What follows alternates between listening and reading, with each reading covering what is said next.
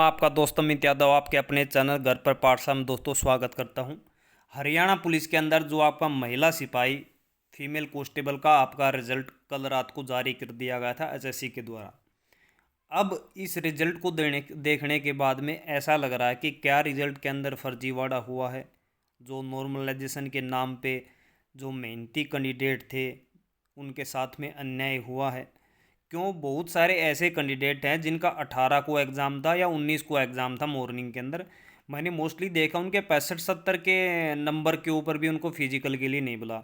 दूसरी बातें, नोटिफिकेशन के अंदर साफ साफ उन्होंने लिख रखा है कि फिजिकल के लिए हम 7 गुना कैंडिडेट को बुलाएंगे। यहाँ पे टोटल वैकेंसियाँ कितनी है, 1100 वैकेंसी। इसका 7 गुना जब हम करते हैं तो 7300 के आसपास यहाँ पे कैंडिडेट को बुलाना चाहिए था। लेकिन पूरे कैंडिडेट को यहाँ पे क्यों नहीं बुलाया गया, सबसे बड़ी बात एचएससी के द्वारा ये होती है। दूसरी बात है, एचएससी के द्वारा कट ऑफ जारी क्यों नहीं की गई कि इतनी कट ऑफ के ऊपर हमने एससी वाले को बुलाया है, इतनी कट ऑफ के ऊपर बीसी वाले को बुलाया है, इतनी कट ऑफ के ऊपर ईडब्ल्यूएस वाले को बुलाया है।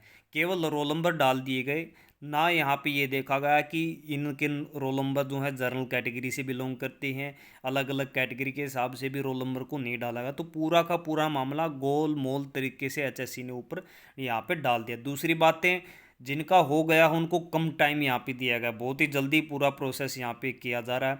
अब बहुत सारे कैंडिडेट ये कह रहे हैं कि हम न्यायालय का दरवाज़ा जो है यहाँ पे खटखटाएंगे, यानी कि हाई कोर्ट के अंदर हम जा सकते हैं। तो मैं बता देता हूँ कि हाई कोर्ट में जाने से कोई भी फ़ायदा बेनिफिट नहीं है। जब आपकी पीआईएल डलेगी, जब आपकी केस की इंक्वायरी आएगी, तब तक तो ये भर्ती पूरी की पूरी आपकी हो जाएगी। क्योंकि उन्होंने क्या किया कि 2 से 3 दिन का ही टाइम दिया है। आपका 11 से लेकर के 13 तारीख तक यहाँ पे रनिंग है। उसके बाद में आपका 2 से 3 दिन के बाद में डॉक्यूमेंट वेरिफिकेशन और आपकी हाइट जो है माप दी जाएगी, और उसके फिर 10 दिन के बाद में फाइनल रिजल्ट जो है निकाल दिया जाएगा। सरकार की यही मंशा है कि हम इसी महीने में या अगले महीने की 10 तारीख से पहले पहले हम इनकी ज्वाइनिंग यहाँ पे करवा दें, फाइनल रिजल्ट इसका निकाल दें।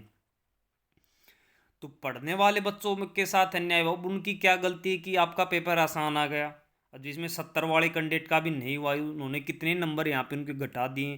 या नॉर्मलाइजेशन में कितने नंबर बढ़े हैं कि 58-55 वाले का भी यहाँ पे पीएचडी हो चुका है 19 को, जिनका इवनिंग में था।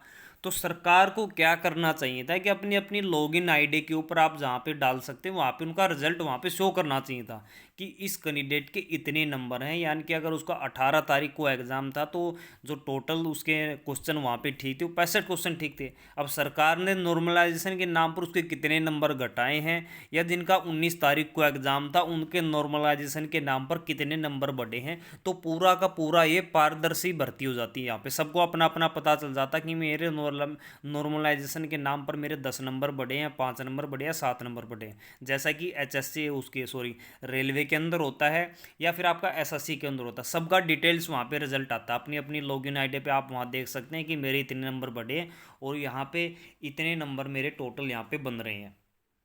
तो ये सरकार को करना चाहिए था, जो कि नहीं किया गया हर बार की तरह। लेकिन हम ये कह सकते हैं कि पूरा प्रोसेस जल्दी किया जा रहा है। अब जल्दी ये फर्जीवाड़े में किया जा रहा है या ऐसा कुछ भी नहीं है। जल्दी पूरा का पूरा प्रोसेस ये है कि सरकार ने पहले ही निर्धारण कर रखा है कि हम इस तारीख से पहले पहले इनकी ज्वाइनिंग करवा देंगे। सरकार तो बहुत समय पहले से ही, चेयरमैन साहब बोल रहे थे कि हम जो फिजिकल कमांडो के बाद ही इनका फिजिकल जो हम स्टार्ट कर देंगे 10 तारीख के बाद में ही। तो उनकी तो मंशा पहले से ही है। लेकिन उनका ये है कि ना तो ये रिवाइज आंसर की पहले डालते हैं, जैसे आंसर की के अंदर भी उन्होंने बी जो आपका पेपर आया था बी कोड वाला, उसके अंदर भी इंग्लिश और हिंदी के उन्होंने क्या है गलत आंसर वहाँ पे की के अंदर दिए थे।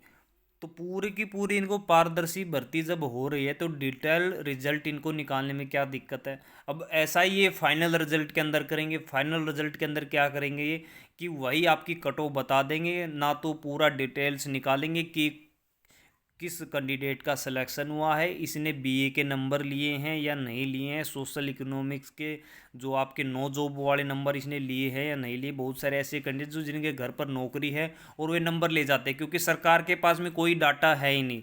अब सरकार, चेयरमैन साहब तो ये बोलते हैं कि बाद में डिपार्टमेंट वेरीफाई करता है, लेकिन कुछ नहीं होता। कोई डिपार्टमेंट वेरीफाई नहीं करता, इक्का दुक्का जो है बाहर हो जाता है। जिसकी कोई शिकायत करता है, किसी को पता चल जाता है कि इसके घर पर नौकरी थी और इसने ले लिया, बाकी सब मौज से अपनी जो है अपनी जो है करते रहते हैं, जॉब को करते रहते हैं। तो जितने भी कैंडिडेट हैं जिनका हुआ है नहीं हुआ, कमेंट करके ज़रूर बताएं कितने का हुआ है या कितने आपके नंबर हैं। दूसरी बात है, आपके केस के बारे में, अगर भर्ती के ऊपर केस के बात करने की सोच रहे हैं तो क्या आपकी थॉट है।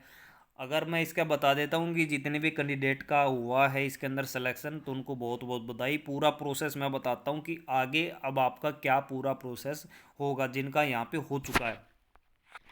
तो ये देखिए कैंडिडेट, यहाँ पे हरियाणा जो पुलिस फीमेल कांस्टेबल का यहाँ पे फिजिकल क्या होगा, आपको 1 किलोमीटर की जो दौड़ है वो आपको करनी होगी। 6 मिनट का आपको टाइम दिया जाएगा। कोई भी रेस के नंबर नहीं है, यानी कि केवल आपको क्वालिफाई करना चाहिए।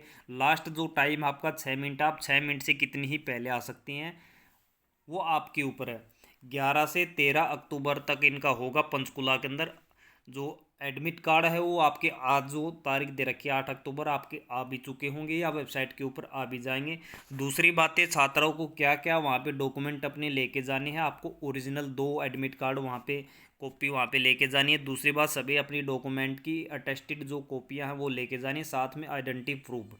दूसरी बात है, जो भी आपने साथ में जब आपने फॉर्म भरा था उसके साथ में जो जो डॉक्यूमेंट लगाए हैं वो आपको सभी ओरिजिनल भी और उनकी फ़ोटोकॉपी भी वहाँ के लेके जानी है।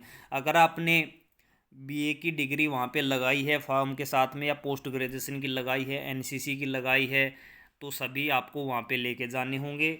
या किसी के फादर एक्सपायर हो गए थे, उन्होंने जो क्लेम किया है नंबर के लिए, तो वो आपको जो सर्टिफिकेट है वो आपके साथ में लेके जाना होगा। अब जब 11 से 13 तारीख का आपका फिजिकल हो जाएगा, फिजिकल के तुरंत बाद ही 18 से 20 अक्टूबर के आसपास आपकी जो हाइट मापी जाएगी। जो भी इनमें पास हो जाएगा रनिंग के अंदर उनकी हाइट मापी जाएगी और डॉक्यूमेंट वहाँ पे चेक होगा। ठीक है, वहीं पे ही पंचकुला में ही। इसके बाद में ये पूरा प्रोसेस होने के बाद में सरकार की ये मंशा है कि हम 31 अक्टूबर तक जो है इसका फाइनल रिजल्ट यहाँ पे निकाल दे। तो ये पूरा का पूरा प्रोसेस सरकार के द्वारा निर्धारित किया गया है। ठीक है, तो आज के लिए दोस्तों इतना ही। जय हिंद, जय भारत और जय हरियाणा दोस्तों।